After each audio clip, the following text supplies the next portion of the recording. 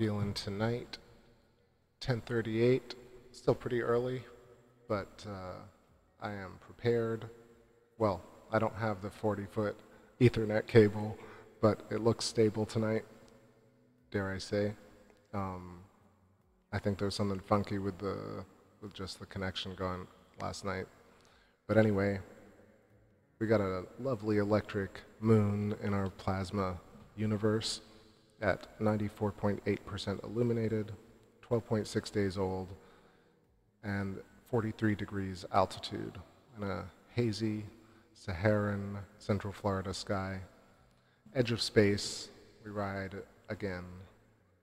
What's up, people in the chat room? Kimmy, you're first, Marky Rowe, Ellie Wynn, and everybody else trickling in. Got some tunes for y'all. Doing the wide shot for a second. We'll do some, there's everything visible tonight. Prominently, Aristarchus is coming to view. We'll take a look at Sinus Iridum.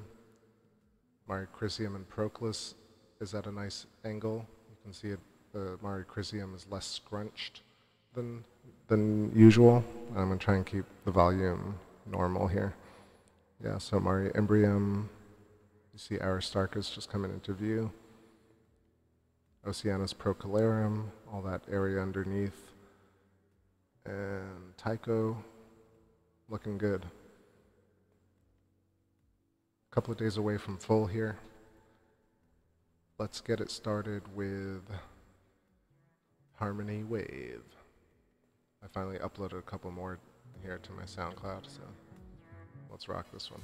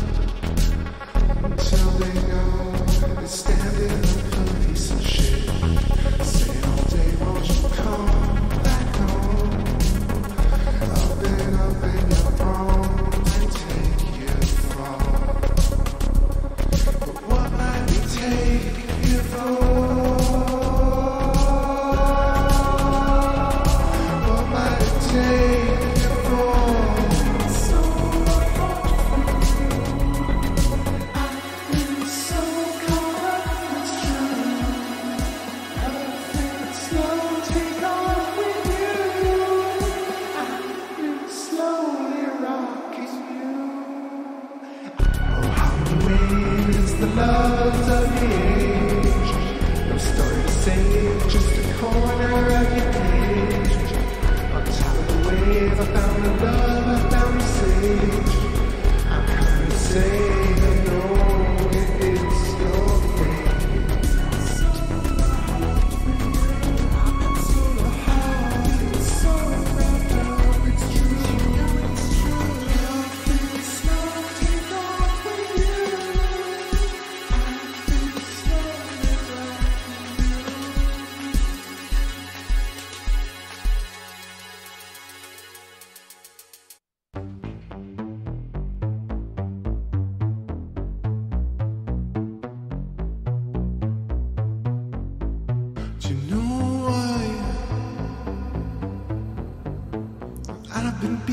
From the heart, I know, no lie.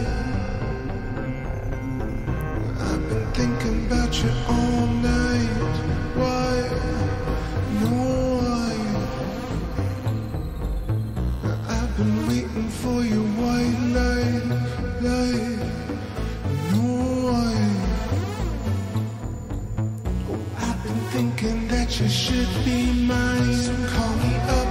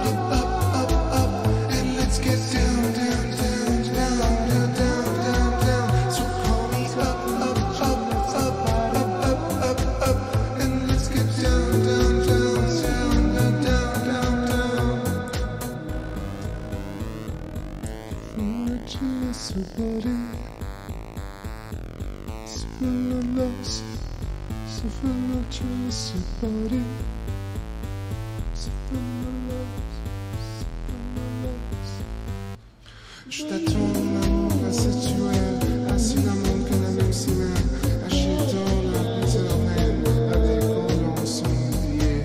Je suis là même, ton avant et chaque jour. Je t'attends mon amour, avec les mecs sans agrévé. Et c'est mon âme magnétique, c'est l'amour magnétique, c'est mon amour magnifique.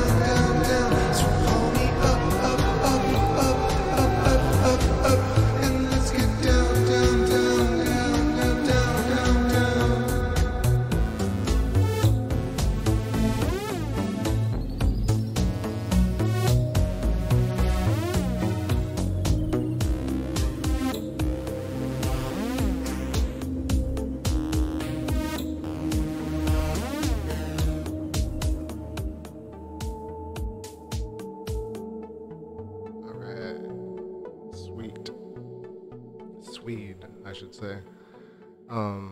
Yeah, 1048, that was Will-Powered, and before it was Set This Feeling.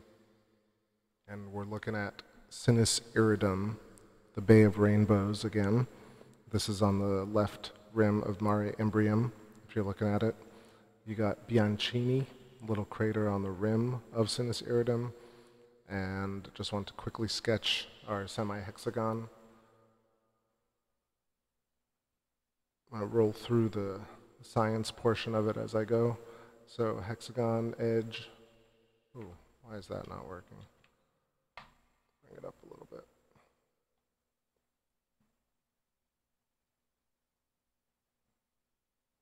So it's pretty fascinating how many hexagons are on the moon. Why is it important? Because it means that we can talk about impact versus electrical cratering, either electrical arcing, discharge, or just boiling the surface in ways that that you wouldn't see, you know, the same thing as impact or ejecta, or the randomness of what would happen with, you know, ballistics versus the surface bubbling into very linear forming bubbles, and then these bubbles form into hexagons because they meet, and then they explode or erupt, turning into these hexagonal remnant regions.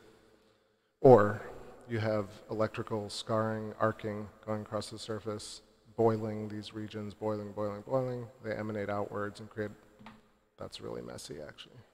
Whoa, damn, that was a good catch.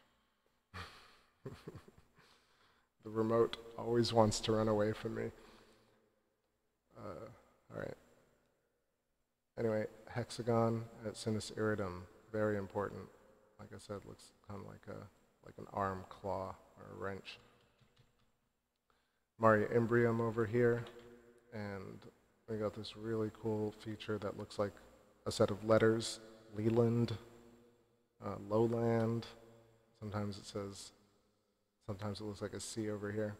And you got Montes Recti and Pico, and this is Montes Tenerife. All right, let's hide this and get back to the tunes for a moment. Next up is, what's that? Oh, actually that last song was Harmony Wave, then Will Powered, and Set This Feeling goes out to Ellie, Wynn, and all of y'all. And welcome everybody just joining. Actually, let me hop in and say what's up before I run that tune. What's up, Jared, Pierce, and Salvador? And Salvador says, I am old here. For me, all hexagons. Hell yeah. Electric Universe. Hell yeah. Also, 921 Acacia. Is that a reference to Iron Maiden? Because all about that, if it is. And the Rastaman Lives. Love it. Mr. Miner, Chris Geary, and anybody else hanging out, give me a shout. Or lurk, up to you. More plasma, more moon.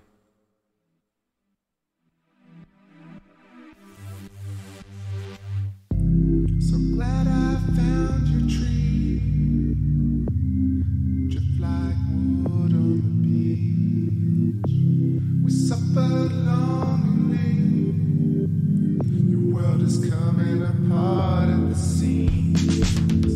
Then I found that policy that cut a real deal between you and me. Then you walk up slowly to me, come up from the sand, and you're carving the leaves to play tricks with my head. I got to set the needed apart of you. All my life and my heart is still aching. Set the needed apart of you. Maybe we'll lose our lives someday, but I got the stars in my heart. No one can take that away. I got the stars in my heart.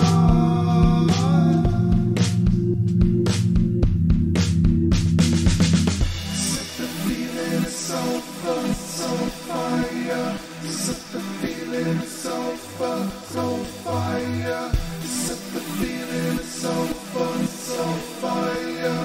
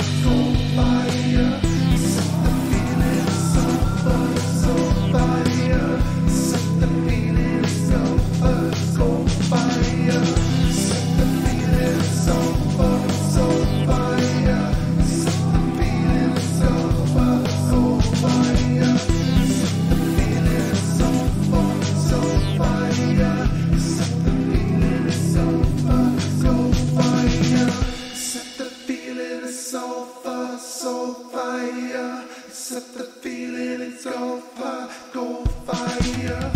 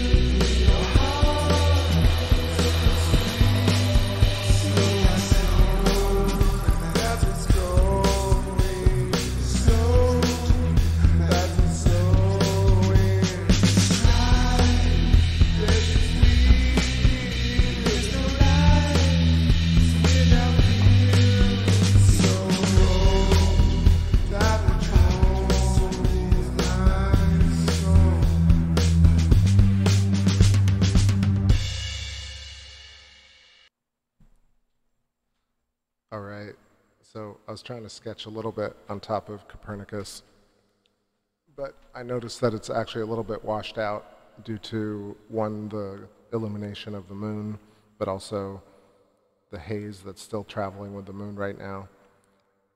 Regardless, Copernicus is one of those great examples of all this filamentary action going on the moon.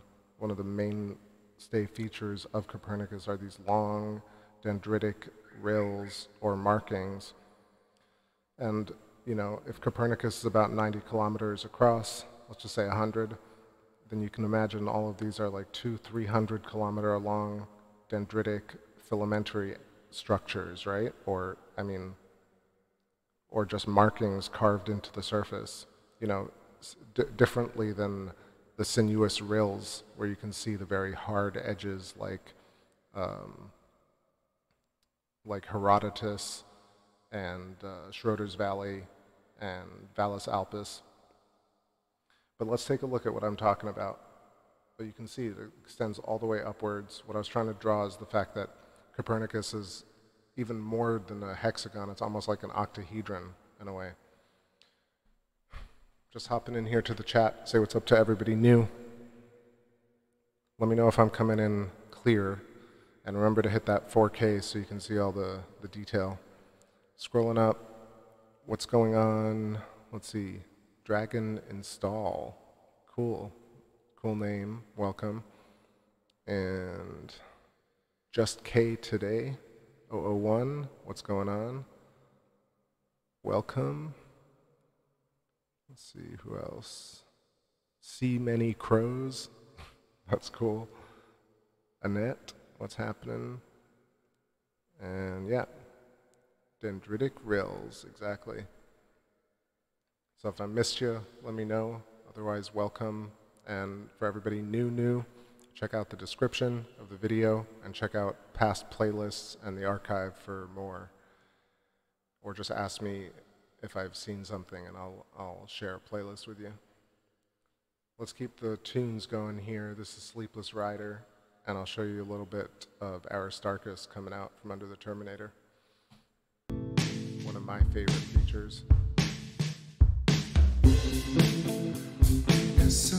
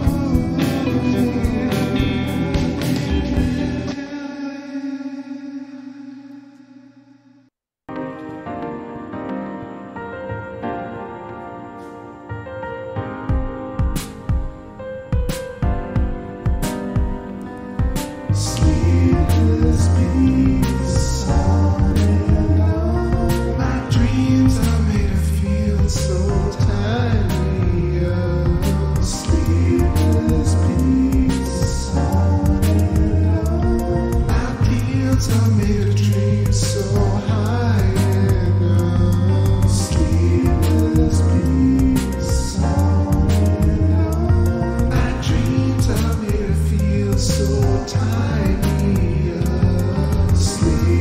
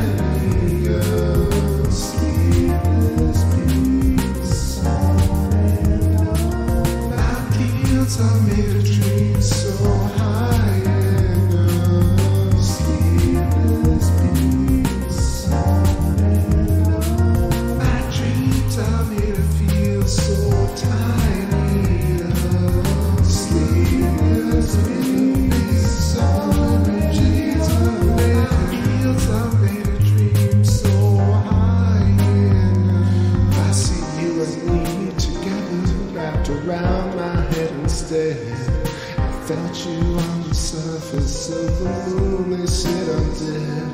Until you know my dream, as none of us will always be waiting for them to wake up eternally. Let's get pushing on up this burn. Sleepless beats. My dreams are made of feel so tiny.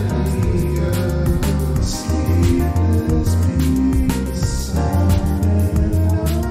My guilt are made of dreams so high. Sleepless beats. My dreams are made of feel so tiny. Sleepless beats.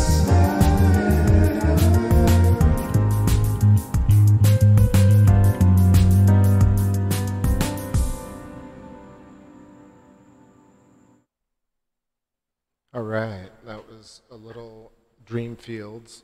That's a new track from this month. Appreciate all the kind comments, everybody. It means a lot to me. I love sharing my music with y'all.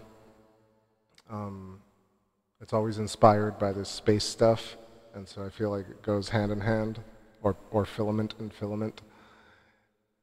All right, so looking here at one of my favorite regions on the moon, when I first saw it like 5 years ago when I started, it was just like, forget it.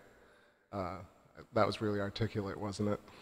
It was extraordinary, extravagant, and iridescent. But looking at it here again, understanding what's going on with geometry is even more fascinating. So we got Aristarchus Plateau, which is the whole diamond region, the blue diamond region. And let me see if I can sketch on it. Okay, so Aristarchus Plateau.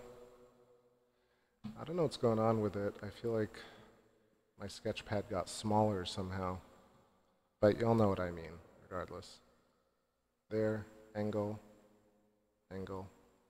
And then let's bring this up a little bit. So Aristarchus crater right here is about 60 kilometers across. And it doesn't have those very sharp hexagonal, octagonal edges, but it really, if you do zoom in on certain nights, you can see it. Certain nights, when the moon is low. Anyway, it is a little bit diamond right here, a little bit like a rupee from Zelda, like an elongated hexagon. And then Herodotus right here also is almost like a P shape, so it's a bit rounded, like an elongated tube almost. And then here you have this forking filament, sinuous rill, goosenecking, and that's called Schroeder's Valley. And you can see this one, it looks like our lettering, it looks like yo, and to the right it looks like, I don't know, like the letter 2 or Z. And what's interesting to me is that that's not just coincidence, it's just that our letters look like the geometry that the universe is made of, which is very cool. Secondarily, you got telltale signs of potential plasma arcing in the form of this intense hotspot being created and raised in a way to form this plateau. It's interesting to see the JPL, how the moon was formed, yada yada over this portion of Aristarchus being formed. They just like kind of fade the graphic in. And I'm just like, wait, how was Aristarchus formed? So forgive me, I'm not looking at the chat right now. I'll hop back in a second. But so we got Aristarchus Plateau. We got this amazing sinuous rill in the shape of Schroeder's Valley.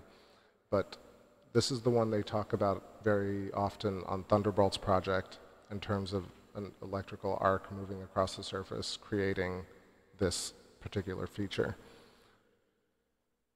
Let me hide these lines for a moment. So we'll return to this, but this is one of those excellent markers, prime territory for exploration of plasma potentials on the surface. Of course, Billy Elverton, Electric Universe Eyes, Dive Fly Fish, and Electro, Terra vision have all formed these types of structures in the laboratory, as well as Brian J. Ford, and I bet you Velikovsky was messing with stuff like this. So this shows that if this was not formed by impact or pure volcanism, then, and it was formed by electrical interaction with Earth or Mars, let's say, then the entire age and the origin of the moon comes into question and into focus, which is really important for me, and I think important for astronomy. So that's my kind of take on it. I'll go back to a couple other features, but let's keep grooving with some tunes here. Isn't it crazy? I mean, what's so interesting is because there's this kind of parapsychology version, new agey thing where people are like, oh, you see faces in clouds, that's so cute, or you're seeing faces where there are none, or patterns where there are none, like spirals. You're like, spirals and galaxies, it's always so new agey. But really, that is the very simple answer, is that they are connected because they are one and the same field geometry that formed these shapes. And, you know, a lot of people are talking about it, but it feels very scattered. So quantum theory actually explains this pretty well, but then because of relativity, it can't really apply the same rules to the very large objects. It's really that simple. So we just got to have a more informed populace, and perhaps our Birkeland filament will ultimately end up with a wise enough and logical and rational enough group of people to create the next steps in plasma physics. Let's keep on grooving here. This is called Mutual Masses. And you drift away, and we come inside and draw. And you drift away, when the moon is riding full. Cloud lights drift away. It's your cream of the night, and I'm so in it.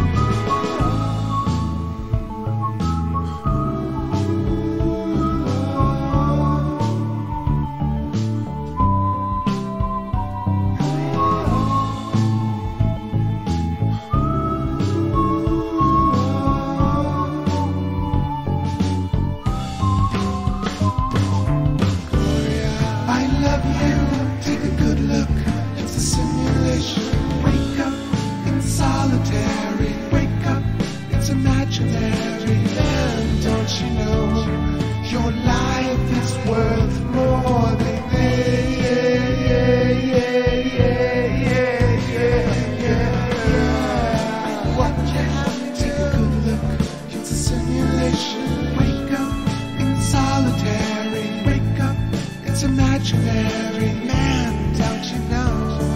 Your life is worth more than this.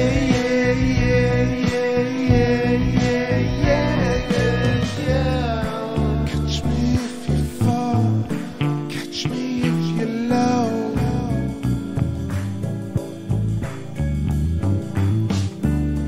The loot goes high and up, as fast as you can go.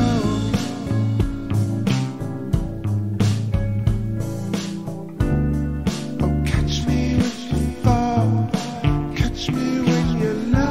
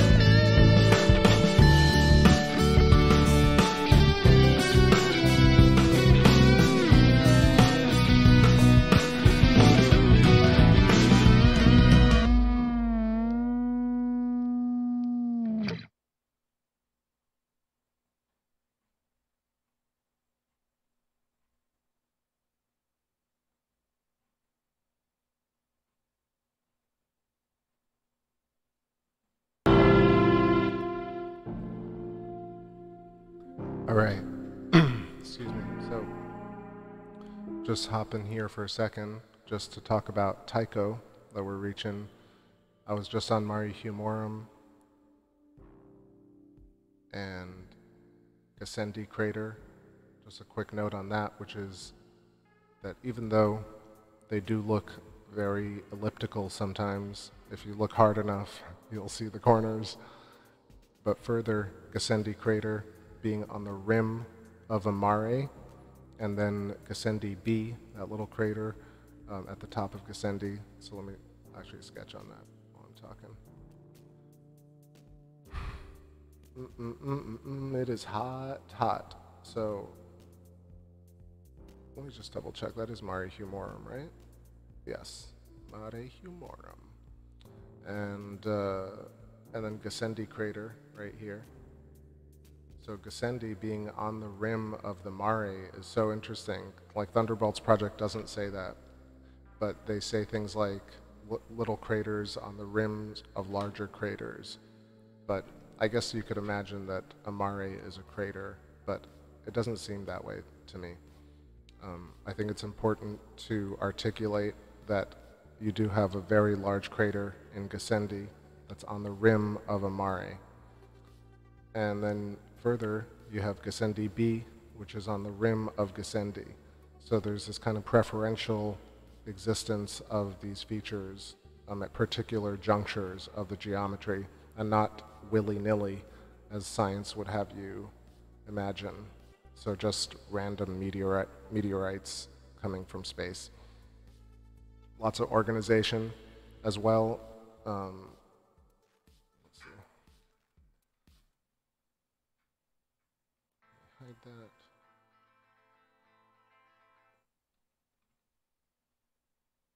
Just want to talk about these parallel rays that don't really have a name, actually, or at least not one that I can find. But yeah, so see these long features that seem like they emanate from Tycho Crater. Tycho Crater is probably what the caption said. Hey, Tycho Crater. Okay, so if we follow it down, you'll see they kind of end up like going past Tycho Crater, right? They don't actually emanate from it, especially the lower one. Let me just redraw that actually.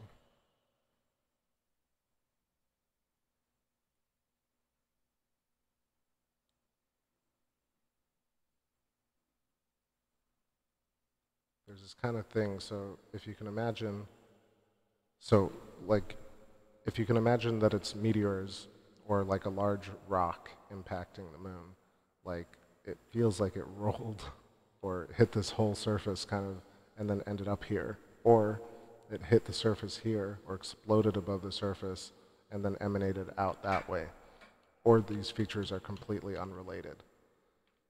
So let's say they are related. Like I said, with the impact, it looks like a boulder ran down a hill.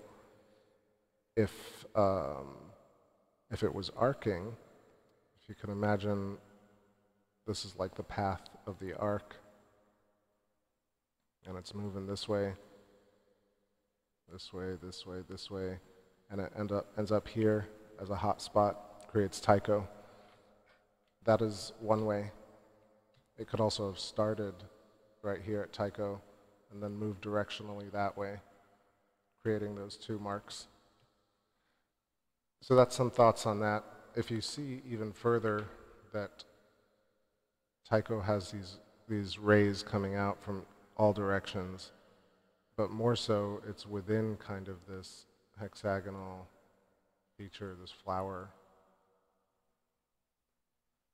And it has sides as well with central peaks. So there's so much geometry in it. Ooh, it got so hot all of a sudden, y'all. I need to cool off. I'll keep going with the tunes here. That was Catch. And let's go to...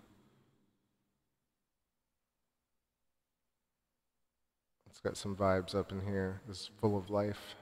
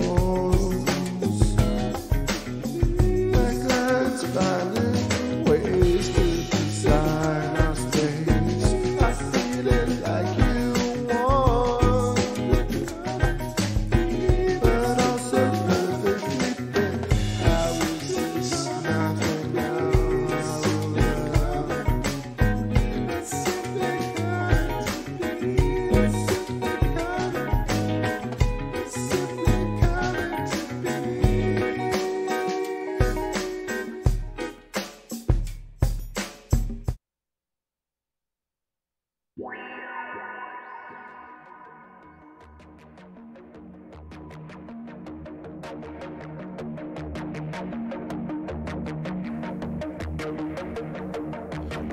love and a common peace. Feel your pain cause it's part of me. I know you really think when your body's built. I'm amazed by the words on your lips.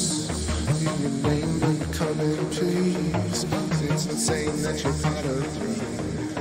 Never lifts from my iron wrists. It's as if everybody is the same body. Insane that you want for relief. Maybe one day you summon me. I ain't made up the way with somebody someday, but he will gonna slip. Here in space now we come in peace. Seeing things that you cannot believe. Ready to trip on the drift, we can lift to do, cause I love to give you. We are the space race, we are the moonwalk, we are the franchise, we are the sequel, made of the ether. How are we still here? For your place along the space race.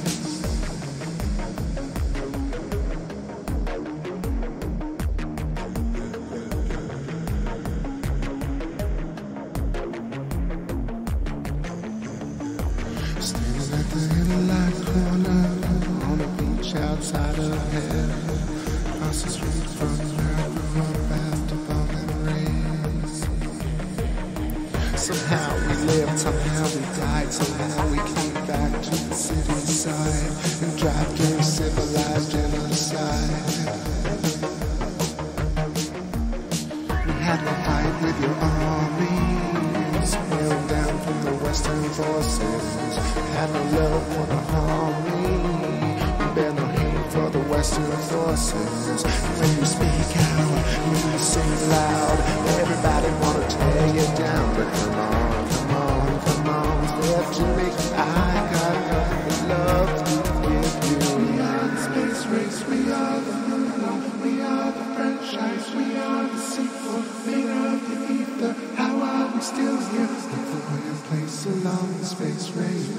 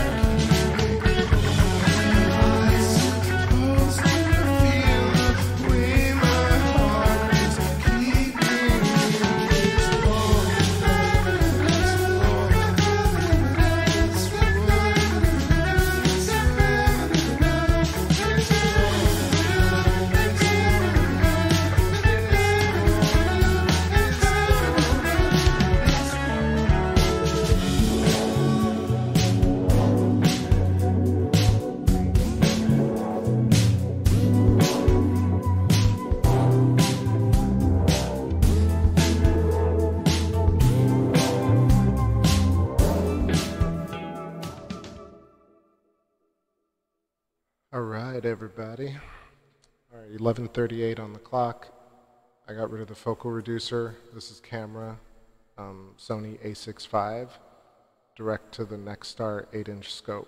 So no glass in between. Really nice close-up wide shot. So I'm taking a little bit of footage right here. And remember, if you're new, check not only the 4K, but also, I lost my train of thought. Whatever. Make sure you hit 4K for the crispiness, is what I want to say. What I did want to do is zoom in here to Aristarchus, Copernicus, and Kepler, this trifecta of incredible features that all kind of have different ways of expression, of expressing this plasma discharge phenomenon. Copernicus, of course, being the most prominent, and then Kepler doing this kind of radial emission, and it almost looks like a very elongated diamond, and it has almost a shadow of the plateau that Aristarchus has above it. Furthermore, the kind of extension of the Apennine mountain range leading almost directly into Copernicus. What you don't see tonight, let me just check. Eratosthenes is very, very flattened out. Yeah, you can barely see Eratosthenes tonight, which would be right at the rim of the Apennines leading into Copernicus. It is super duper humid and hot, but hopping into the chat room right here. Let's see. I see Mary in the chat. What's going on, Mary? How's your night going? Is the Luna blushing? It was and it will, and I just spotted a butterfly on the surface. Sort of a butterfly, but I don't know why I thought of you, because you post that butterfly all the time. So I immediately caught it.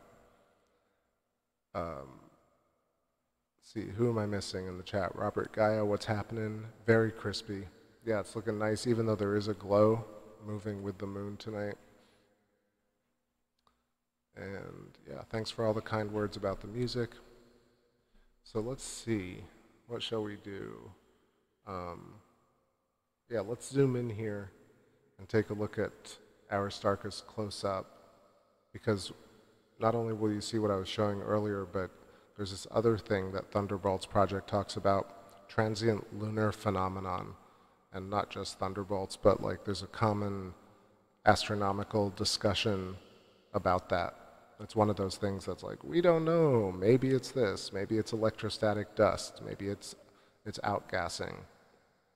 But if it's electrical in nature and we're just looking at the moon from a certain angle, what if it's just very, very small filaments of lightning almost at the tips, almost like St. Elmo's fire on the rims of these large and small craters. So let's zoom in here on Aristarchus crater and we'll see this in detail. It's rare to get this kind of phase and this clarity. I'll put something mellow that I can talk over. Let us see. What about...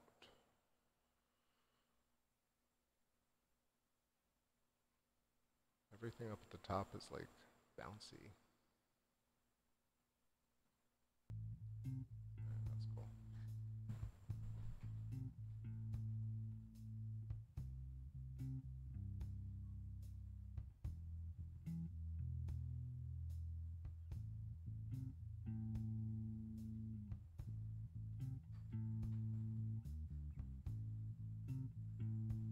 Also, I think this is the moon at the zenith. It's due south right now, coming in at, let's see, 94.9% illuminated at 45 degrees altitude. And yep, it is the zenith right now, so that's pretty sweet. 11:42 on the clock.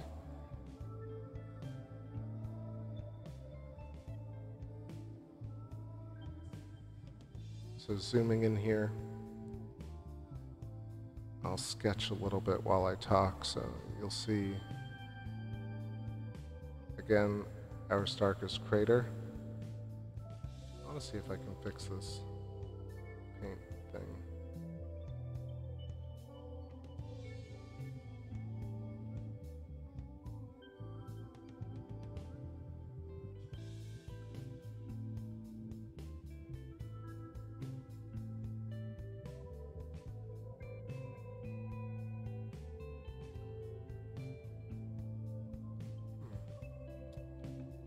That sucks. I'm gonna have to fix that paint thing, but for now, let's just look at this. So this is this very bright spot, and let me zoom in even more actually.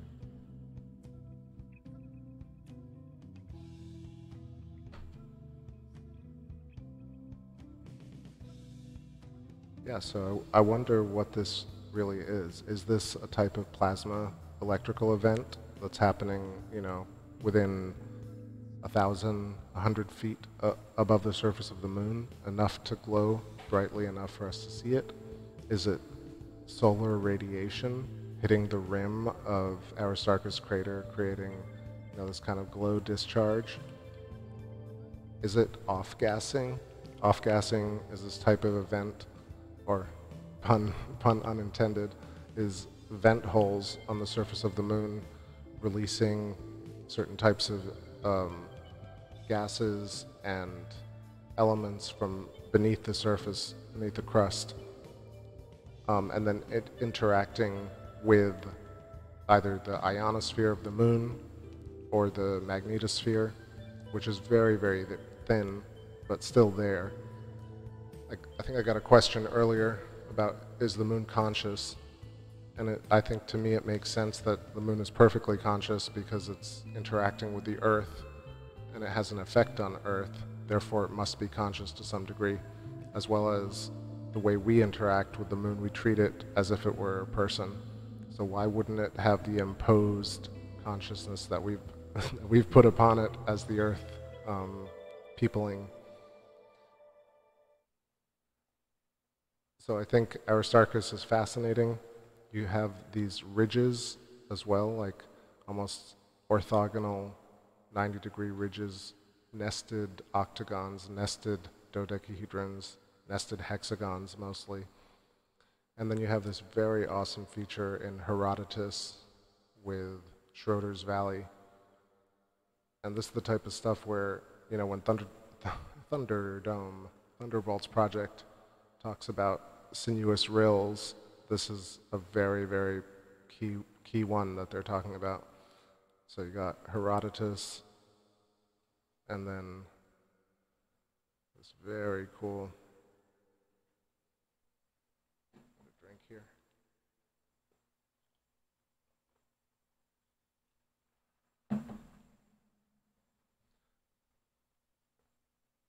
Yeah, you have, it's almost like forked lightning. And in a way, I'm sure there are electrical engineers that have messed with EDM, electric discharge machining, as well as the names I mentioned earlier, those electric universe channels, electric universe eyes, dive fly fish, Electro Terra Vision, Jacob Gable, and Billy Yelverton, among many. Actually, among a few. But either way, Aristarchus, mighty nice, mighty interesting. I mean, it's more, you know, a lot of people are like, wait, that's impact. But really look at it, like, how do impact creators create these features? And even if they did, look at the geometry and the structure and where they appear and what they look like. It almost looks like musical notation in a weird way. It's like clefs. Mary Quite says, my house plants are conscious. They respond very well to piano music. Their leaves get bigger. I don't doubt it. Ken Wheeler, Theoria-Apophysis, uses magnets underneath his plants. And I think field geometry around the plant definitely affects the plant. So if we're producing consciousness and resonating with a plant and we're angry, you bet it's going to affect the plant. would imagine it's the same for the moon to some degree. Genghis says 2 impacts enter, 1 plasmoid leaves. That is perfect. All right, let's get some tunes going here. I'm gonna go way back, way back. And then we'll zoom into some other regions as well.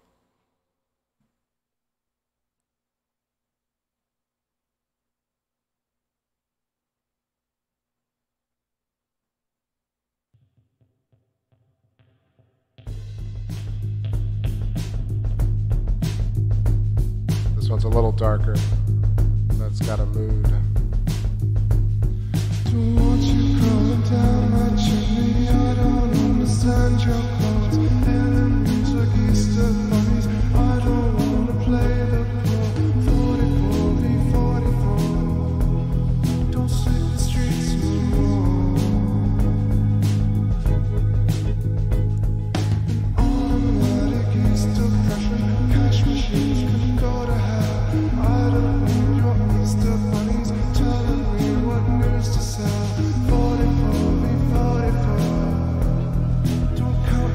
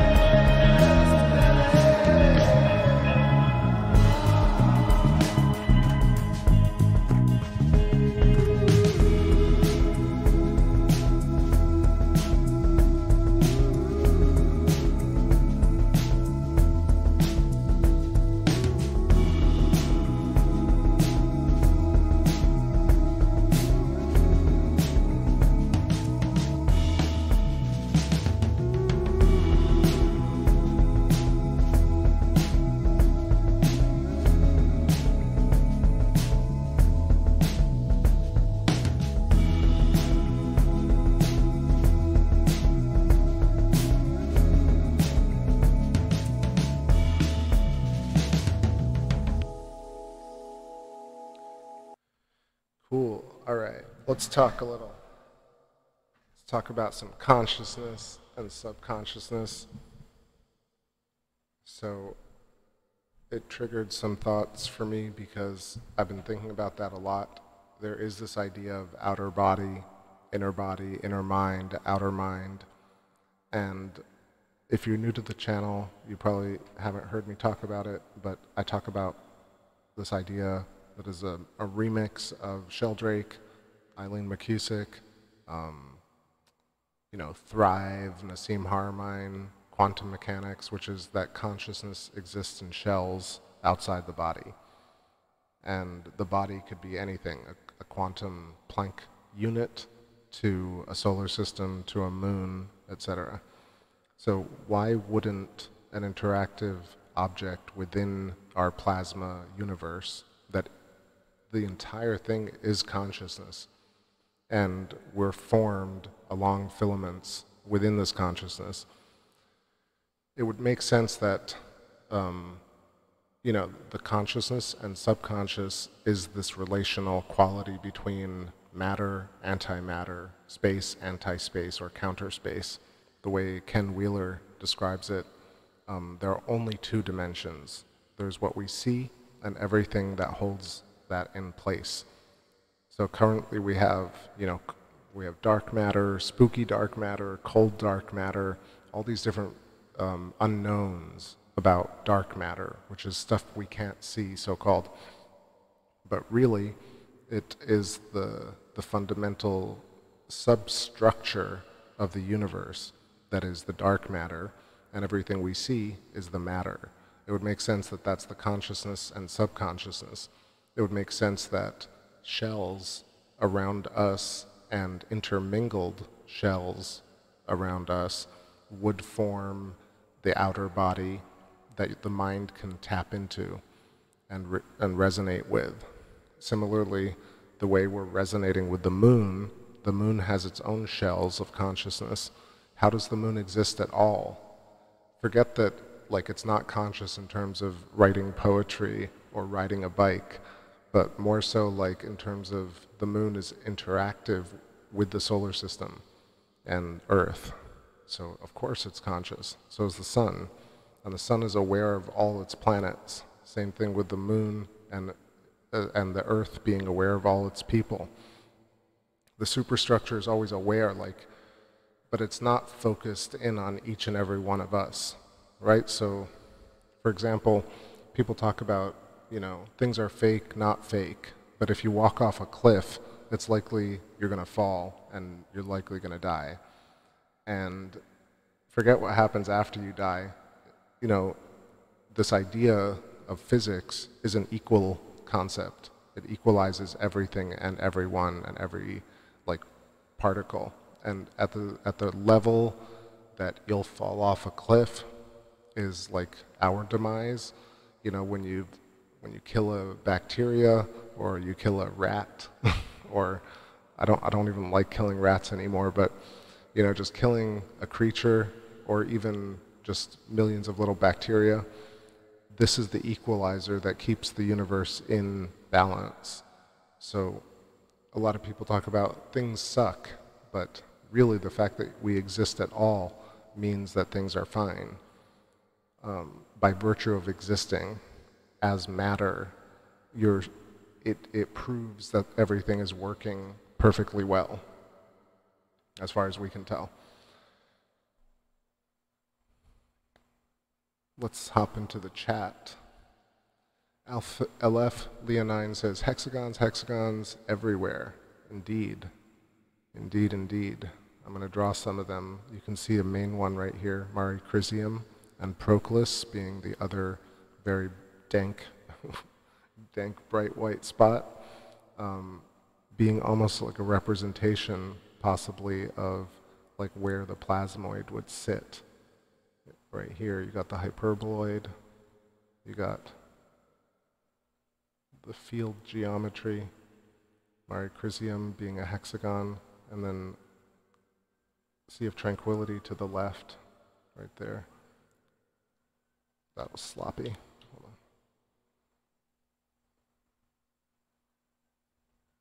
I don't know why it's not letting me draw completely tonight, but anyway, Birkeland filament going through the top of that, and this is the inertial, the field, the plane of inertia, where matter forms. And so we have the imprint of all life on the surface of the moon. You have it on your hand. If you look at your hand right now, your left hand, you'll see these two lines on it. It's the same reason you have a hyperboloid on each of your hands. So these dendritic filamentary structures are fractally recursive throughout almost everything.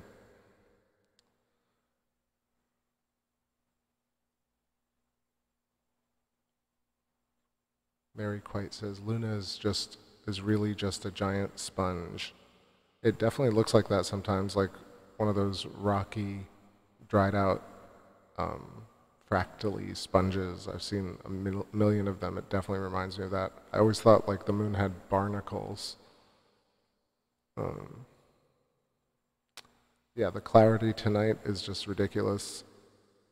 So LF Leonine says, no way they are impacts. So what I'm saying is, like, for me, it doesn't seem that way, but I definitely could be wrong. But for all the years that I've studied and looked at the moon, and even way before that, I always thought, oh, every crater is circular, and every formation was created by impact. Like, just settled, that was it. I didn't think about it. Until you start really looking at it, you're like, wait, what's going on here? Like, why is it so intricate? And how do you have all these images in the moon? Are we crazy? And why do patterns exist like that? This idea that field mechanics and field, like conjugate geometry, the torus and the hyperboloid and the magnetic field lines create all the forms of geometry that we see is astounding. It gives you this completely comprehensive look at the world and sciences and religions all at once. Let's see. I'm just reading through the comments. There are a lot, and yeah.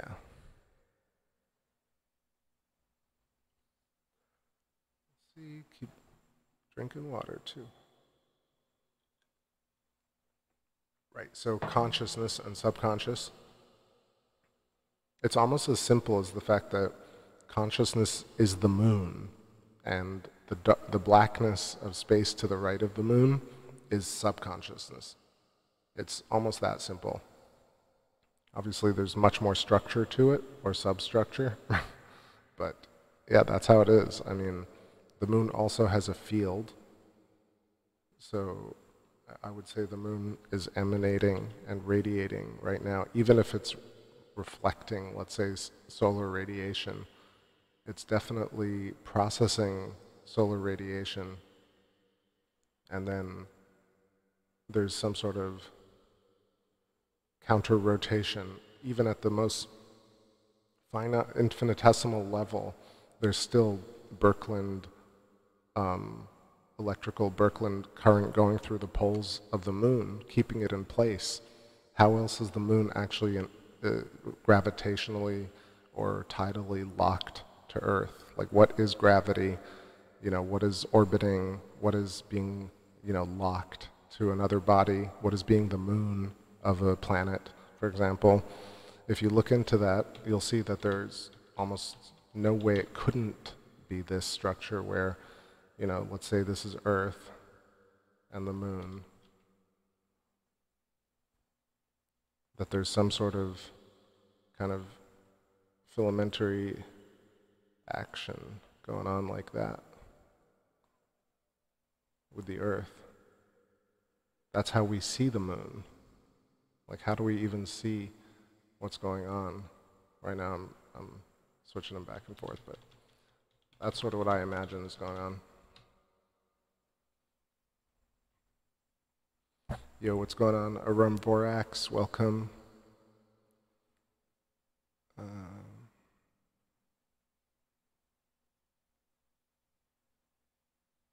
Awesome.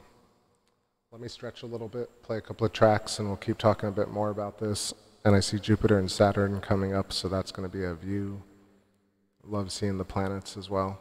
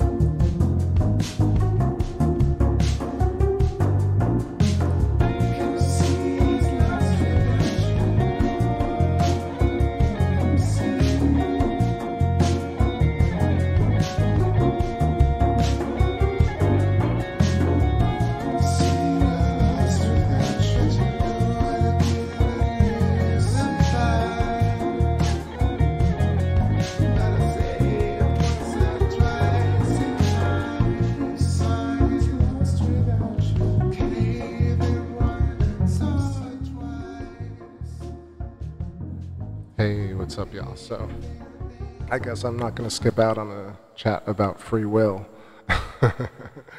So, I mean, this is the idea, right?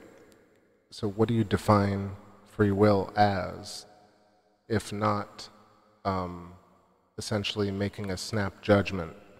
So throughout our lives, as vectors, let's say we're on this arrow or this dendritic filament. Even if you believe in like just popular cosmology, it's definitely that true that we move along a certain type of current or flow or vector. So along this vector, maybe, Robert, you're arguing for no free will, and others are saying, yes, there's free will. What I'm saying is that within this structure, there's what we perceive as free will, which is choice to, let's say, wear red sneakers versus blue sneakers, or to whatever, to have a different meal than something expects you to do. However, what is the point of having free will if you're never going to act upon things? So I think just like a tree has leaders, so you have certain points, like that the leaders of the tree point the tree up in a certain direction, and then it branches off. So there's an energy node, or a more dense energy point that is, quote unquote, a leader or leader moving along a vector. And so right now the sun is pulling all the planets along this vector with it in this kind of spiral. And I know I'm not getting off the free will topic, but does the sun or the moon have free will? I think within the sun and the moon's snap judgment of where it's going to go along this vector, it has free will. It can choose right or left, path of least resistance, or it could make a mistake, right? The universe allows for mistakes to be made, but it is self-correcting similarly. And now we got some clouds.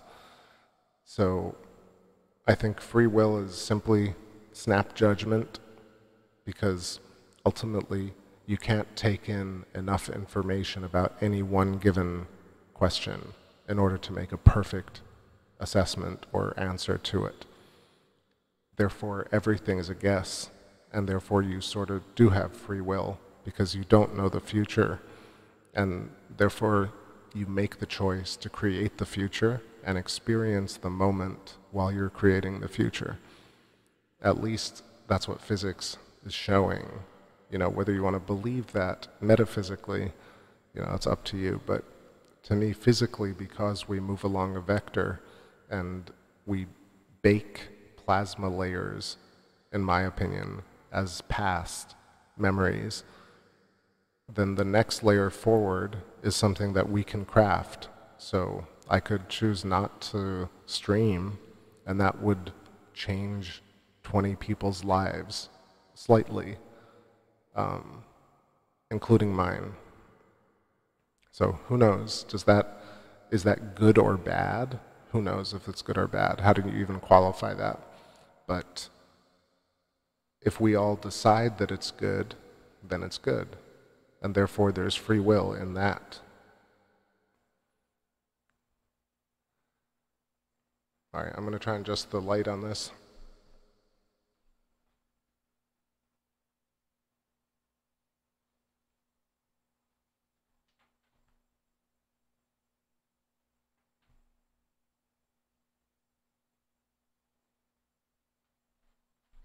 Oh boy, lots of clouds just moved in.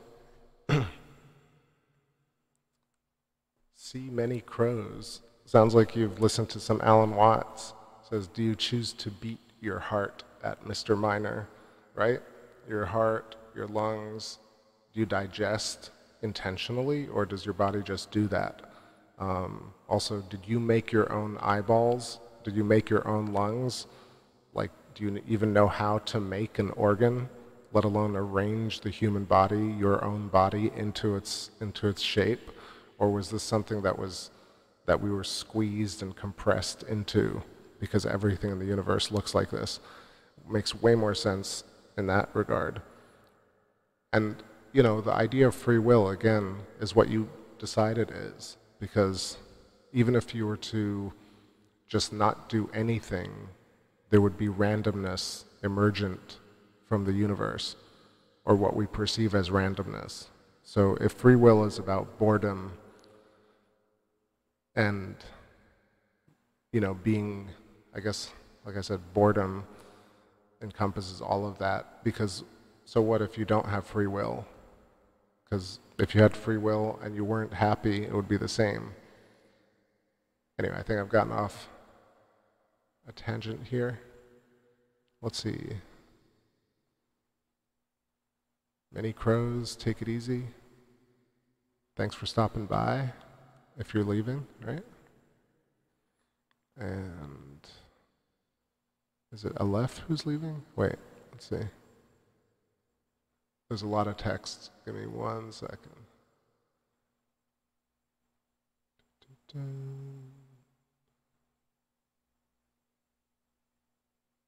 Whoa, intense.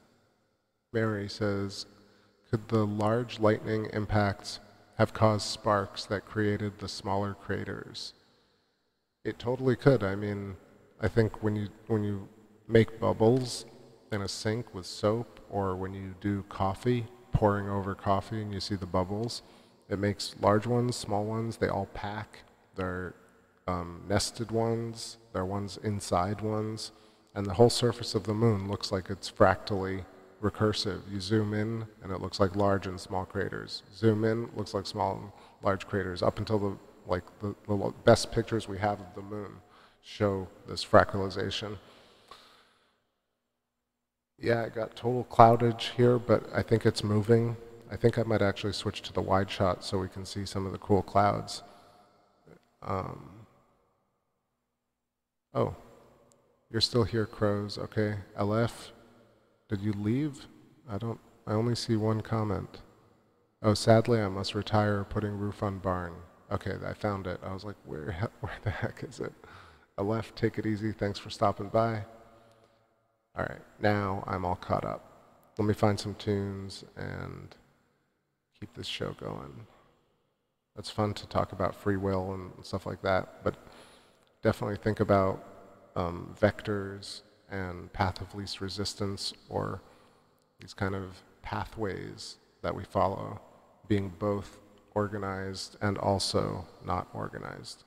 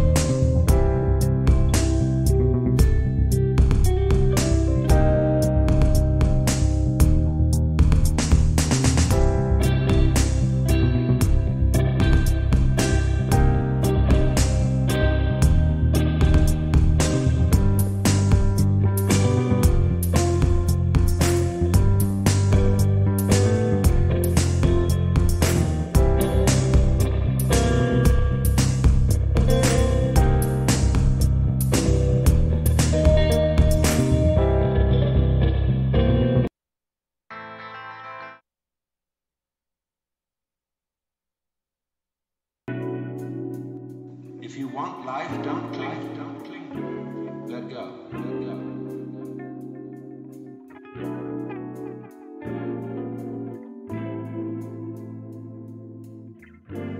How can I desire not to desire? How can I surrender myself when myself is precisely an urge to hold on, to cling to life, to continue to survive?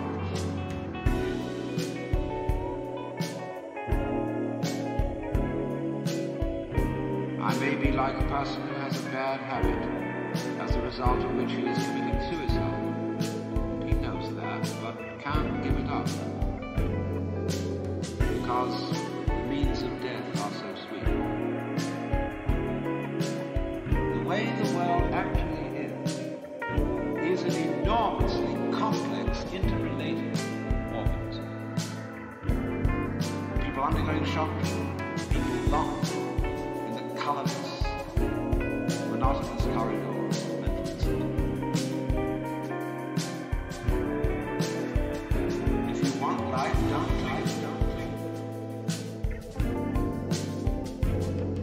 Is that if you are really aware of your own inner workings,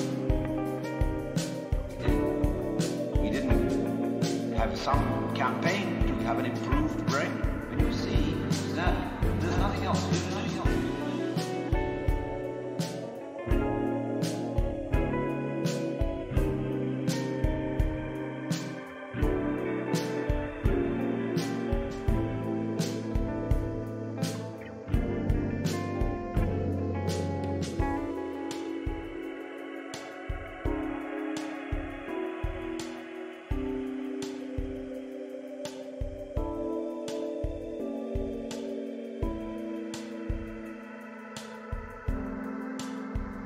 If you want life, don't cling, don't cling.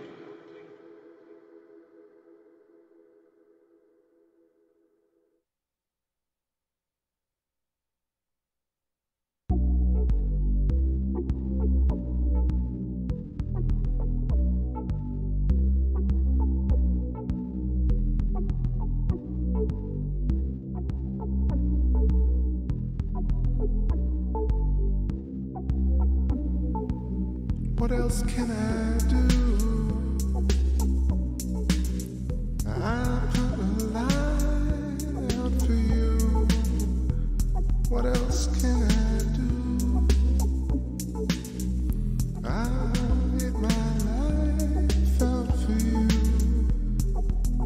What else can I do? I put my heart out for you. What else can I do?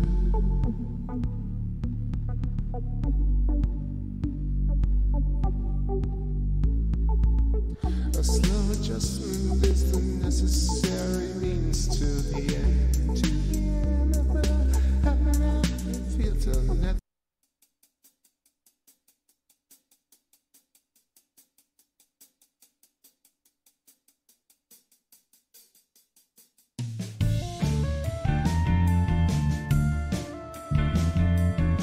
Alright, hopping in here for a sec. So I have heavy drift, but look at this amazing shot of Jupiter. And I'm trying to figure out, I actually think the moon is on the left and it's casting a shadow to the right. But I want to make sure.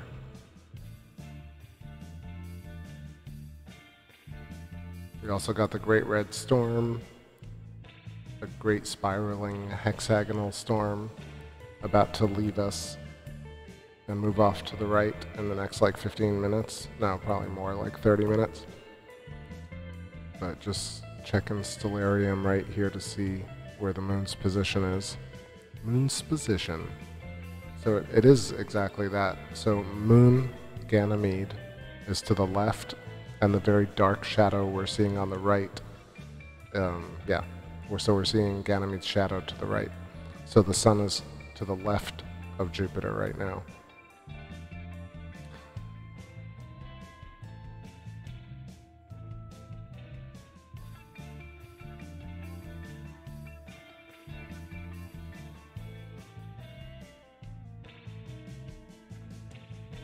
I know I'm a little bit ahead of y'all, but let's see if that makes sense. You know what's going on, Just K today? Welcome back. I got some Jupiter in view, Great Red Storm to the bottom right, and to the top we got the moon Ganymede on the left, casting a shadow, dark shadow to the right.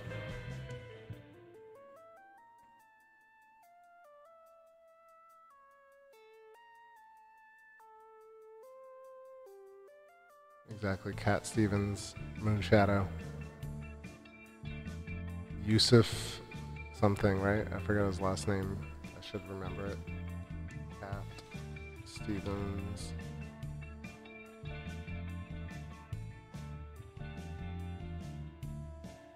Yusuf Islam. Okay, that track keeps coming up. Alright, so let's stay with Jupiter for a little bit.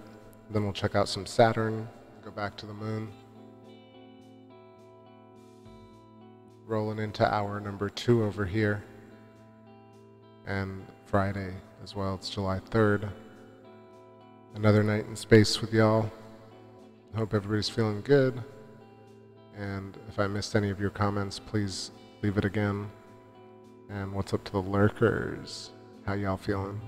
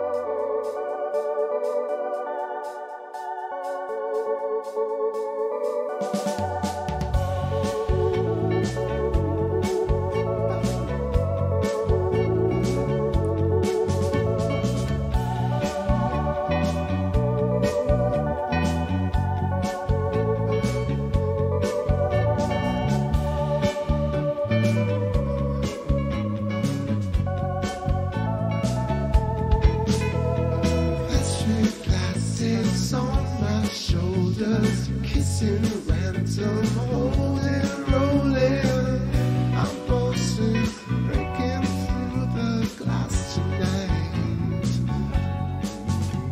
Got a million lies to see through, but I never had the nerve to call you. 'Cause I cry when I kiss you. I cry when I kiss you. A lesson of love waiting at your door. I cry when I kiss you. I never was fooled before. But you tried. But baby, just try. I'll crash into the wall with you. Just send a plane. I'll fix the broken hole with you. 'Cause I cried when I kissed you. Oh, I cry when I kiss you, darling. A lesson of love crawling on your floor. Oh, but I still cry when I kiss you, girl. I've never been a fool before. Oh, now I'm cursing unto myself. And I need you, baby, no one else. And I'm pushing to the moon just to be by your side. I still cry when I kiss you, girl. I've never been a fool before. Yeah. I'm leaving on the last train going nowhere, babe. I'm headed for a million light years, and I've got to say, I'm leaving on the last train.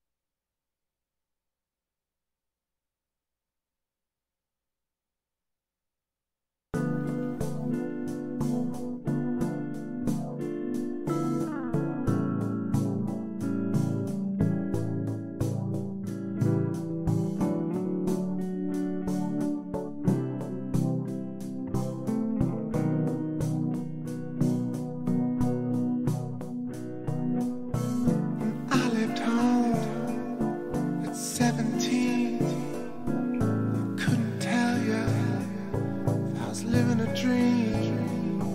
What could I do? For a while I played the field. How could I prove the hidden yield without the blues to fear? My heart was cruel and left no residue.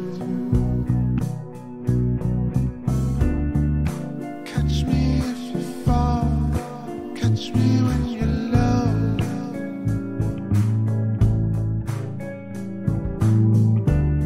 The loot goes higher, his friends used to know.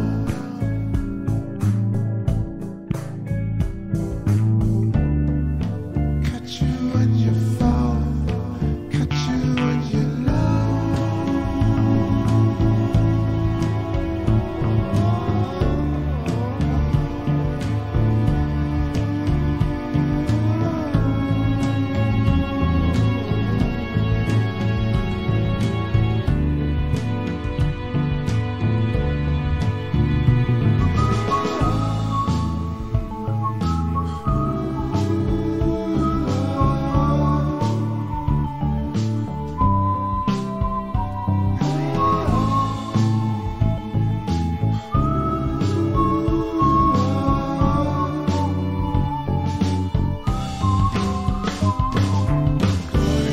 I love you. Take a good look. It's a simulation. Wake up. It's solitary. Wake up. It's imaginary. And don't you know your life is worth more than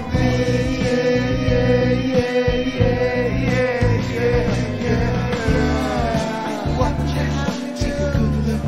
It's a simulation. Wake up. It's solitary. Wake up. It's imaginary, man, don't you know your life is worth more than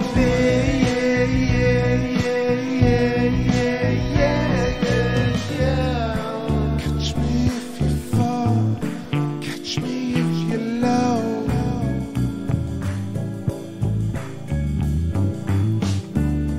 The loot goes high and up, as fast as you can go.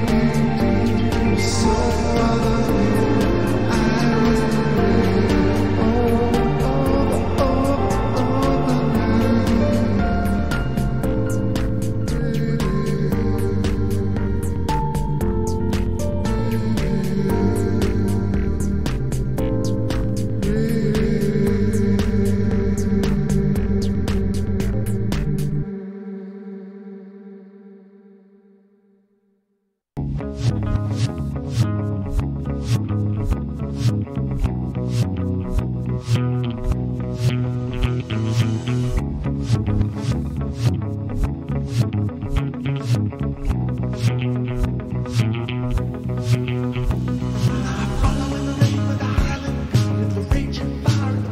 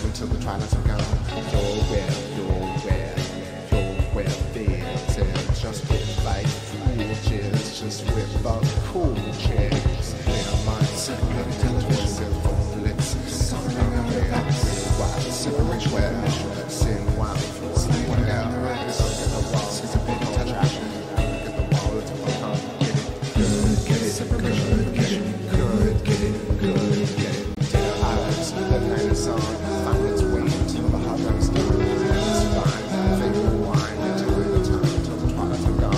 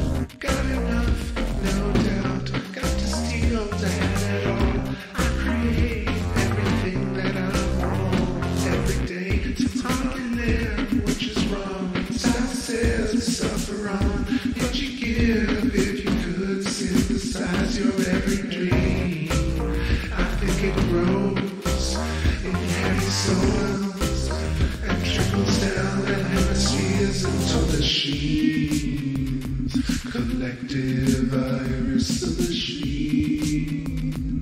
Collective iris.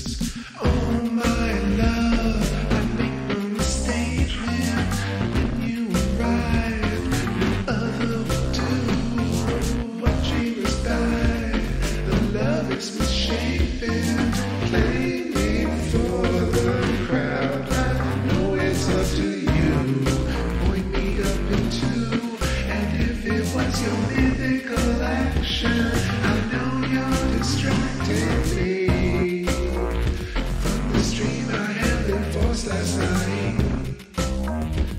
I love geometry will lead. The music plays and get high up in space, man. Receiver of love, believer in something.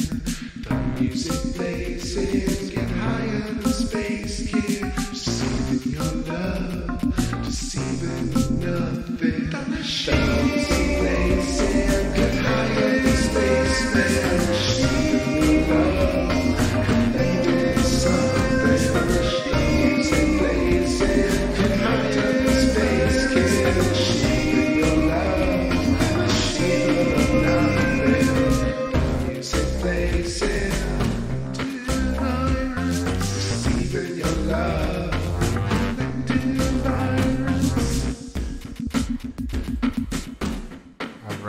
Show is getting hot. Hot, hot, hot. Alright, 1:11 a.m. Central Florida, edge of space, crazy moonshot. It's just like insanely sharp tonight. Did I say crazy? Insane. Just want to say what's up to our brother Smasho Mash. Hopping in the chat here. Says that's pretty hot. What's up, my bro? Everybody give Smasho Mash his channel view. You know, he has a lot of opinions that might not be shared by me, but still crushing it with the Electric Universe content, talking about space weather and lots of crazy stuff. So, shout outs, Smasho Mash. What's up, Sam O'Halloran? Welcome. And I appreciate everybody's kind comments about the tunes. I'm going to keep riding with it right now. Y'all can hear in my voice, I've been talking a lot for the past few days, so just going to play the tunes, enjoy it, and, you know, do our moon tour. What's really dope is Aristarchus is coming into view at this really great altitude. Copernicus and Kepler. Let's do a little wide shot here for a moment, and then I'll zoom into Aristarchus. We'll get some nasty discoveries. All right.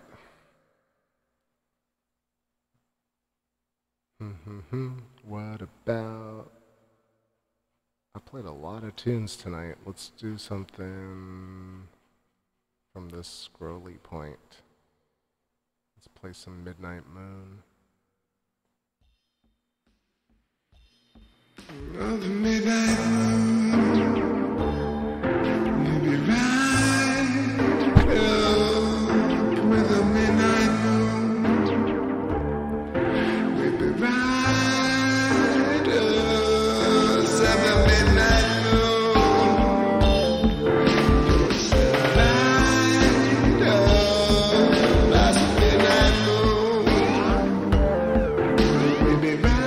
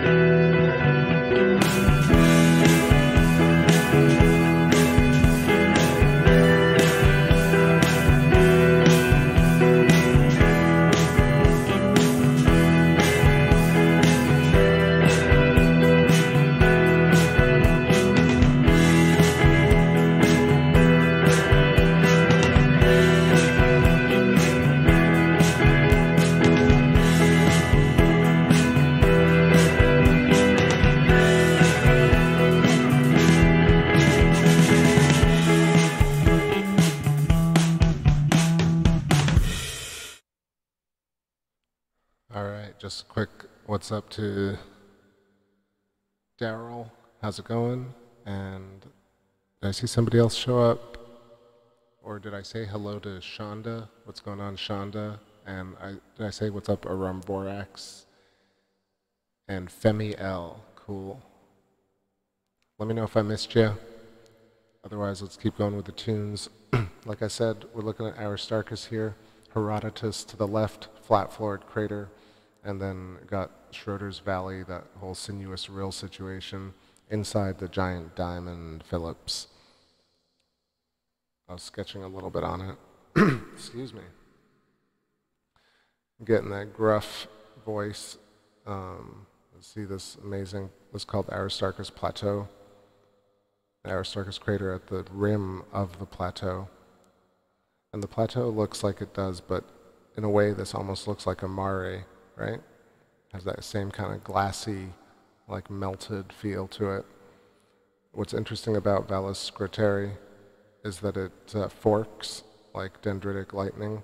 It also goosenecks, so instead of it dripping all the way down that way, it actually turns. And I think Wall Thornhill was talking about how it kind of goes upland, which is how an electric arc would move towards the highland. So a little bit of stuff around Aristarchus, but let's keep moving through, and you'll see all this ejecta right here. They call it ejecta. I know that I'm talking in a controversial way about like pop understanding of moon science, but for me this structure is kind of, I don't want to say intentional, but more like much more geometric than random. And it feels like these features are much more carved and specific. Let's get into more tunes. How about... I hope I didn't repeat myself tonight, but if not, that's fine.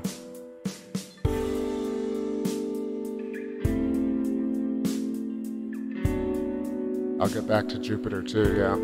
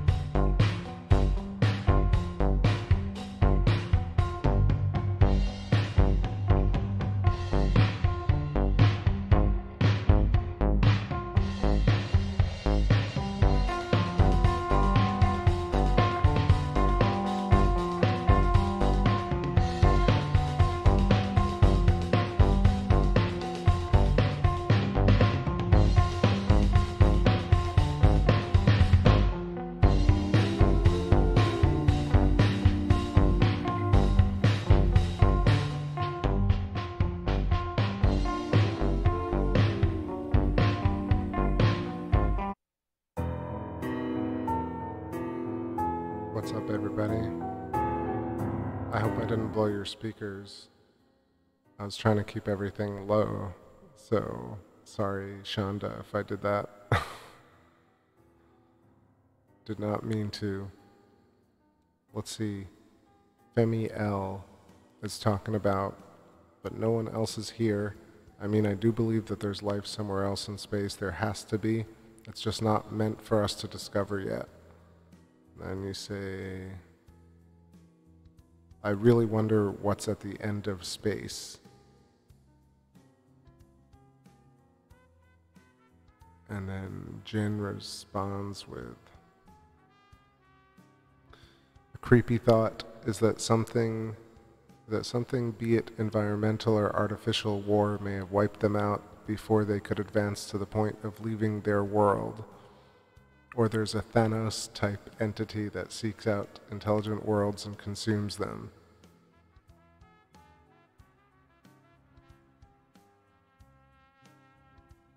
Shonda says, I have a confession. I watch a lot of YouTube videos on 1.5. I do too. I think I try and speak a little more slowly in a way because if you actually put me at 1.25, it would be fine. I think it is important to speak clearly though. That's why I go slow sometimes.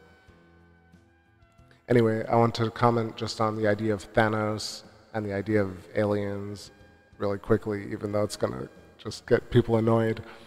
But I think Earth is already incredible, right? And this idea of aliens or leaving Earth is just because it's very difficult for us to appreciate what we have. And I know how hokey that sounds, but it's really true. Like, look at the animals and the plants and the birds and the trees, and there's so much variety and so many skills and like games and musical instruments, people to meet, things to talk about. There's essentially an unlimited set of information that exists right now without aliens, completely without extraterrestrials, without leaving Earth. You can do so much. So for me, like, this idea that, like, think about Thanos. Thanos's plan immediately falls apart. Like, they present the whole movie as if this guy's like doing a favor to limit the number of human beings, right, because of overpopulation. And then at the end, he admits that he could have done anything with the gems. So it really comes down to the fact that there's always going to be a group or entity that is just like hell-bent on the destruction of the system. And similarly, you're going to get a tiny subset of people who are hell-bent on keeping the system, keeping everybody safe. And you're going to get everybody in between. And that's what Earth is. So it's this full spectrum of all these different types of people, characters, opportunists, takers, givers, buyers, sellers, you name it, we got it. And so I wonder why we have such a romantic, or I don't have it anymore, but I totally understand this idea of like needing aliens because Earth is already so boring. We already know all the science. We already know, we're sure that we're dumber than aliens. We're sure that we're like terrible for Earth. And we're certain that we're completely different than everything else. Like, we're nothing like bacteria or birds or plants. We're humans, you know, completely different. And it's the total opposite. If you look at it, like, we're completely integrated with Earth and plants and animals. And we're completely like the stars and planets. And the unification, then you realize that even if there are aliens or not, or if there's life on other planets, that there's no reason for it to be better or worse necessarily than us. That's just a judgment versus there might be or there might not be. Right now we don't have any proof of life anywhere else. But let's see, jump back to the chat.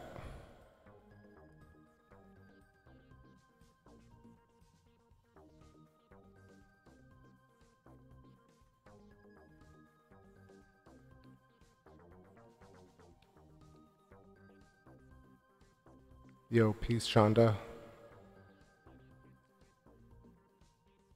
Anyway, last thing before I get back to the tunes. So we got a very dim Saturn compared to Jupiter. The Great Red Storm on Jupiter is gone, and you could just see a little bit of Ganymede crossing over. I think I'm going to head back to the moon, actually, because it was looking pretty nice. Rolling into the third hour. Pretty exhausted, but it looks too nice to pass up. 1:36 on the clock, and yeah, we just got to keep it going, and that's what matters right now. That's what's forming actual matter right now.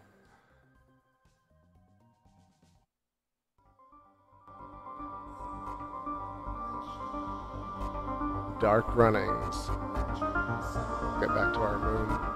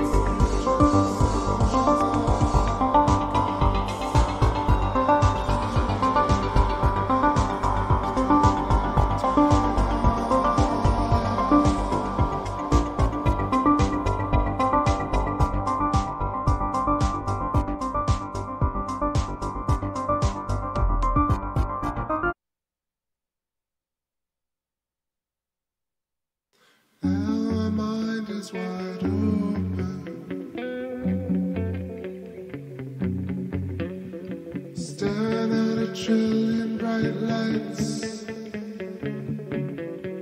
Where the hell are you? Oh, my heart is wide open, wide open, wide open. Traveling to a million farsights. Don't twice, feel right, no device. Calling, are we reaching the moon?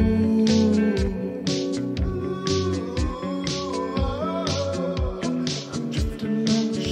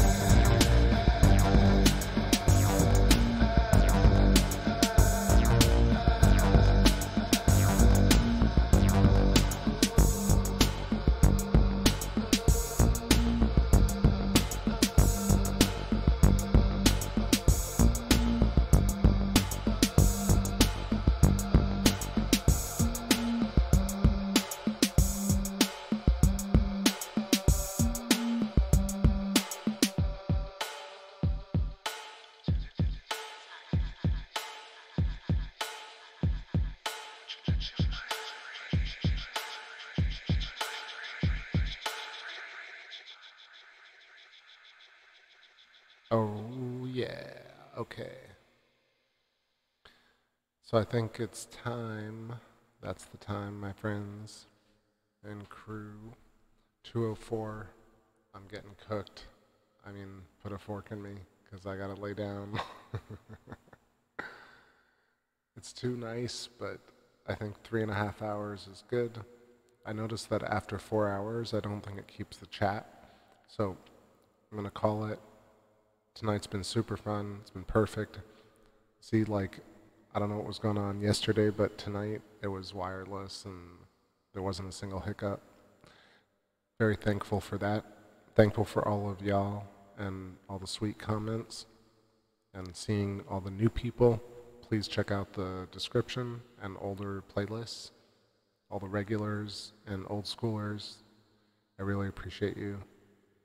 Hope you have a great rest of your night. Awesome day tomorrow. Please share the video with somebody who might like it. And I'll catch you on the next trip. Let's go out with the Lost Arch.